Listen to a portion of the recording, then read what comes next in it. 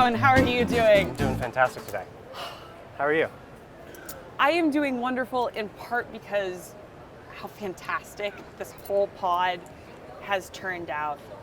Yeah, I'm absolutely stoked about it. It's just been so much work that has gone into this display.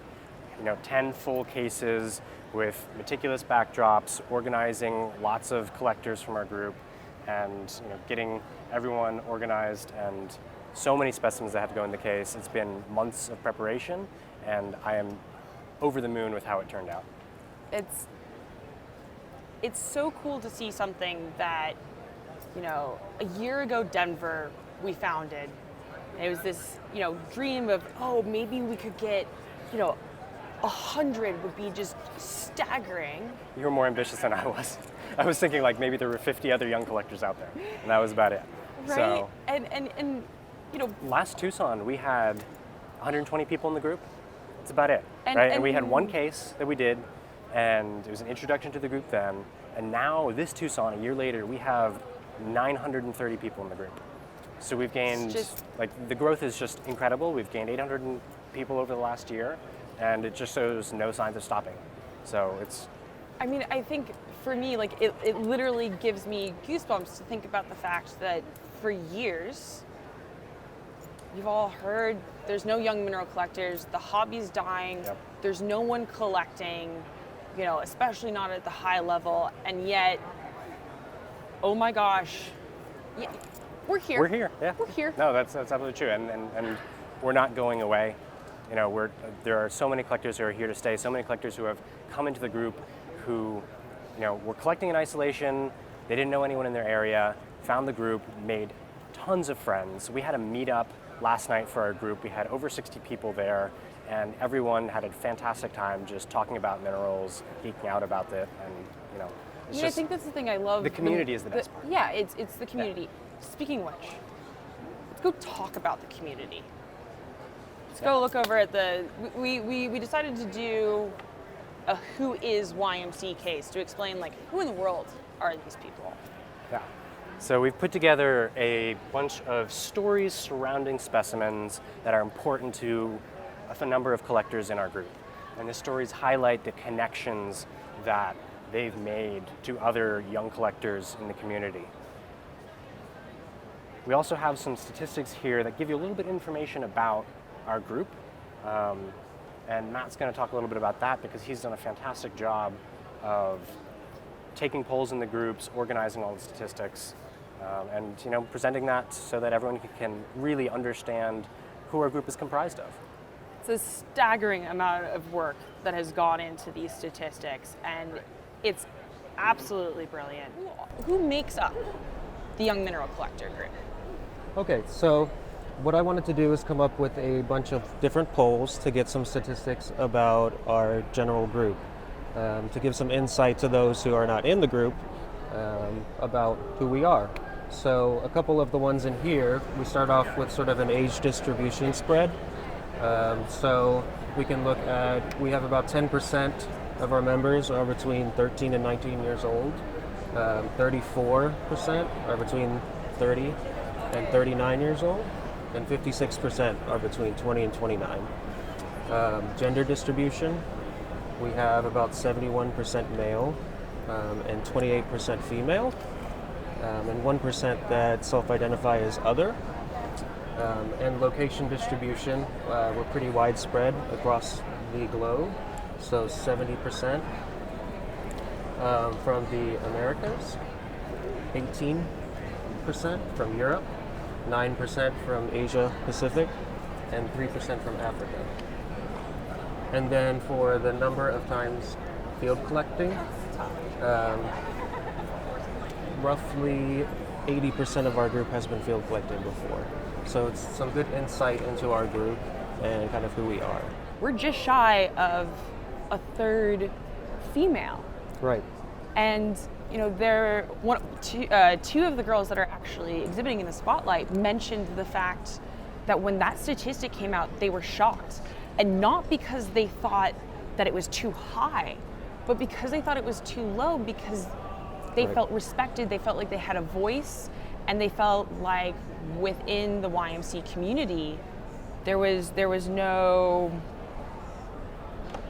within the YMC community, they were an intrinsic and important voice. Right.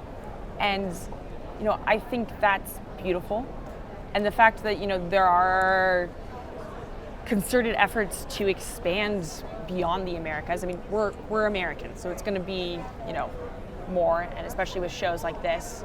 But, maybe through San Marie and Munich, who knows? I think this is really cool statistical work that you've done. Right, thank you. So can you talk to me about the video, Gowan? I mean, Yes. I think it's brilliant. So we decided that we wanted to represent the group with our own faces, and especially representing people who couldn't be here in Tucson. We have a lot of international members from 54 countries around the world, and many of them can't travel across the world to come to Tucson, being young. So we wanted to give them a chance to represent themselves, their interests, what they like about the community that we have. And so we put together a video that has 14 people from all over the world, in Europe, in Africa, Australia, the US, Canada, and they're telling their stories. I think that's a really important part, because this whole community, this hobby, it's about the minerals, but it's also really about the stories and about the people, and we want to make sure that the community knows who we are. So with the theme being the world-class minerals of this Tucson show, we wanted to provide kind of a counterpoint to that. We had our world-class case, and there's a lot of rocks in there that, are a little bit expensive, can be. And so we wanted to show that you can collect without having to throw down a lot of money for minerals, because that's important. The hobby has to be accessible to people, to bring a lot of people in, and that's one of the key things we really care about, is bringing in new people. And in order to do that, we wanted to show, with this other case, which we titled Specimens Under 100, that there are great minerals out there that are really affordable. And one of the key concepts behind this is we wanted to have everyone submit specimens that they got for under $100, and on the labels, we have the prices that we paid for them. So we have, a little bit of transparency for the community to see what, that there are great deals to be found. Now, certainly you have to know what you're looking at. You have to go out and you have to put in the work to search for things, but it's part of the fun. So, all of these things are specimens that our collectors in our group have gone out and searched for and haggled for maybe, and they're great specimens. They're great pieces, and I think it looks fantastic. One of the questions that, I've been asked, or that's been asked of a lot of us within the leadership is, and I think within the community at large, is, are the shows dying? Where does their place fit? And I think, the fact that 76% of the group prefer to buy at shows, I think there's that physical, tactile aspect, and you see more. Exactly. And, along with that, one of the things that I think makes something like TGMS so powerful is that people can come and they can learn from, the best pop-up museum in the world. Right. And that also lets them, find the great things and meet these people in person. Mm-hmm. There's definitely people in this group that I've only known by their profile photos or by their minerals. I mean, like you, right? Like for the longest time, I only knew you as, this person that I was constantly engaging with online, and yet here we are as friends. Right.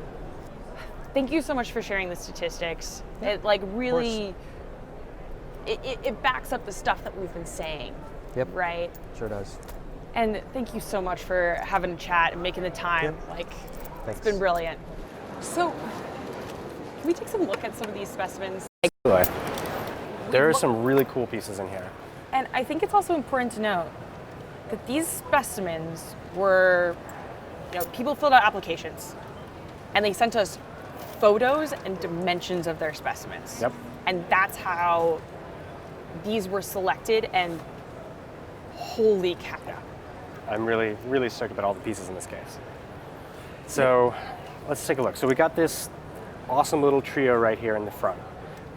We have, and these are kind of the things that are dream specimens. So we have this prostate here, which belongs to Lauren. And Lauren, I think you've been in love with that piece forever? First time I saw it, I was 8. I fell in love with it. I like every single time I've seen a photo. This used to be the backdrop of my computer in middle school, just for context. Like, I've been in love with it. Every time it's been on display, I'll visit it multiple times. And when Ralph Clark deaccessioned, I thought that was the last time I was going to see it. And yet, he understood that I was in love with this piece and that it needed to, essentially that was the best home for it because he loved this piece. And it's that relationship some of us have with our minerals, and in turn that connection relationship with the collectors who've had it in the past. And I think that's one of the cool things here is that we do have that provenance on here as well. And the same is true for this pyromorphite, which belongs to Nicole. She won that in the recent Rock Courier auction. Oh, and she was so excited. This pyromorphite from the Wheatley mines is from right near her hometown. So this is a very personal connection for her. And she saw this was going in the auction. She really wanted to get the piece. It was a stretch goal for her because that auction was pretty crazy. Yeah. So she was bidding, and there was one of her mentors, Mary Fong Walker, was just saying, hey, you just got to go for it, keep bidding, and then she got it. And the hammer went down, and she was just over the moon. She screamed and collapsed, and it's seeing that level of joy and excitement, yeah. And also, I think people were questioning whether or not there was an accessibility question with the Courier auction. Yeah. And one of the reasons why they chose to do an auction is so that someone like Nicole Childs could get something that is so important to her. Yep. Yeah, going directly to collectors was a great idea. Yeah. And then we have this piece which belongs to Joanna, and you may recognize it having seen it on a poster or two. God, I love this thing. It is so cute. It's kind of like the iconic piece for her collection, at least I think so. And it's been shown by far the most times. It's just so perfect. So perfect. And I love that a lot of the little thumbnails, they're just sweet, absolutely perfect specimens. Yep. Now, I have to say, there's a specimen in here that just pops. And that has to be Matt's mimetite. Oh yeah. By that I mean Matt's mimetite. Yeah, so Matt collects the pyromorphite, vanadinite, mimetite series, and it kind of all really started with that piece. He fell in love with the San Pedro mimetites and was searching for one for a long time, finally found that one, and since then has added, 10, 15 more specimens from that series to his collection, and that's growing every month. And so he's really excited about that. One of the cool things that I love about the relationship with Matt is that he found out about young mineral collectors from me, from you I met Matt on Instagram. Of all places. And in fact, many of the friends that I have and who are now part of the Young Mineral Collectors, I met on Instagram. I met Alex on Instagram. I met Leah on Instagram. And so we're finding each other online, but then we're bringing everyone in, and we're meeting in person. We're having these huge meetups, and we're putting in displays. So that huge draw just is so exciting. And it feeds itself. Yeah. So Matt and I met on Instagram, and then he joined the group, and now became an intrinsic part of it. Part of the leadership team, and is doing fantastic stuff. So, and then right next to it, so we have, I just mentioned Alex. We have Alex's anates and quartz. Now Alex is probably the most enthusiastic person I have ever met about Norwegian anates. Oh, he absolutely. Loves it.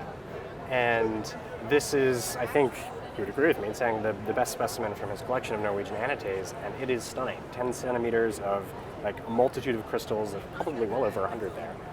And let's be real here. Alex's enthusiasm across the board is contagious. Oh yeah, absolutely. And I think that's one of the cool things about this is that there is this contagious energy of excitement that fuels people to continue to collect at that next level and to refine their collection. Yep. So then there's one other piece on here that I kind of wanted to highlight here, and it's this malachite from DR Congo that belongs to John Yao.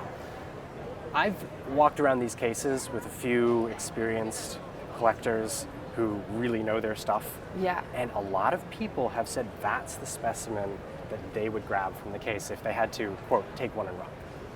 It's The got the aesthetics sparkle. are just fantastic. And, it's a killer piece, it really is. One of the other Steal things. something from the Dave Wilbur. Oh, magical wand. Magical wand. The glass disappears. You have magic to take one. Yep. I think one of the other ones that I love about this is you get people from all kinds of backgrounds. And, we have Jared Freiberg in the group. He's been he brings so much information because he's a state geologist for Illinois. And this Blackstone mine calcite It's so cool. is not only pictured, but there's been some crazy research done on this. And as a nerd, I love this.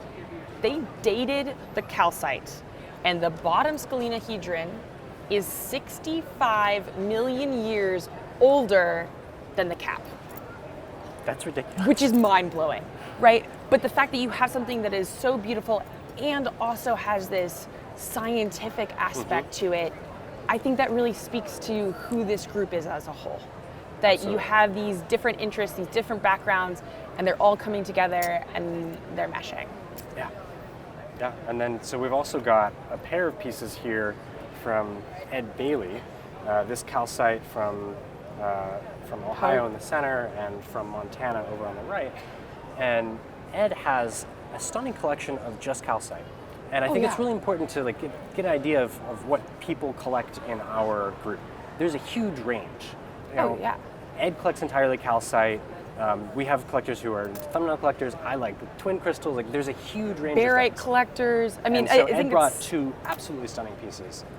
and the statistics in here, talk about that as well. That there is this wide range, that the diversity in the style of collecting that we see in the more mature collecting community and the more established mature, you see it here too. It's not like you just got thumbnail collectors. We have micromounters, rare species. I think there's something magical about that. That there's an innate desire to collect. That the to little specialize. and to To specialize. find something that's yours, your niche. Yeah, exactly. And Yeah. then we when have- we have- put it all together, it's so beautiful. It is, yeah, and you can see in the collection focus chart up here the diversity in what people like, and this is not that one person collects only locality or only species. There's a lot of crossover as well. Some people have multiple suites, but we cover everything. There's nothing that young mineral collectors don't collect. So I wish I could really go over and highlight every single piece in this case because they're all spectacular. I know. But it's I'm so hoping hard. that gives you a sense of what people love. Exactly. I have to point out this ferrocastrite. It's spectacular. It's an insane twin. It's And it is- incredible. And it also, this is someone who got behind us so quickly, Brian Costner. He was in, and he's got this, he just turned 40, so he's aging out. But he's brought this incredible amount of information, this mentorship, and when people have questions, he is there with such amazing answers and giving people that direction to where they can learn more. The context, the stories. I swear he has a story for anything. I love it so much. Absolutely. Love talking with him. But yeah, this specimen of ferrocastrite is really truly the best in the world. And I love what it represents within the case as well. It's not a lot of flash. It's a black ugly, but it's the best black ugly of that species. And so that's what this is all about. The kind of thing that I was really hoping to see at this show is all of the amazing, super awesome rarities. And There here we it go. is. So, I mean, like I said, we got a little bit of everything. so one of the things I love about this pod is it's not just group cases. Can you give us a tour of what's going on here? Yeah, so we have 7 spotlight cases for different collectors from the group. And so first off here we have a thumbnail case from Kyle Kevorkian, Will, and Rika Larson. And so they were concentrating on gem thumbnail crystals and metallics. And so you can just see an incredible spread of these There's some just thumbnails. world-class things in here. And I love the fact that this is also a collaboration. It's friends coming together to really put something magical in place. Yeah, exactly. another spotlight here, the last one. It's Ashley Palafox. Again, someone kind of like collected during childhood, fell off, got back into it, and she really loves fluorites and smithsonites. And so like she brought some really nice pieces here to share from her collection. And I think my favorite's got to be that smithsonite and barite. Oh, That's yeah. so nice. And you know, I think one of the things that I find so interesting about this is, you know, this is her first time showing, and she put in so much work, really thought through how she wanted to do it, and also, you know, she was inspired by the mineralogical record to put in this case. And here she is putting it, and to collect in this way, and here she is displaying in a year where we're honoring the MinRec. Yeah, it's just kind of cool story. Yeah. How it all ties together. Yeah. Well, Alex, thank you so much for walking me you. through these. Yeah. It's been a lot of fun, and you know, it's really exciting to see what's coming down the road. Yeah, it should be good.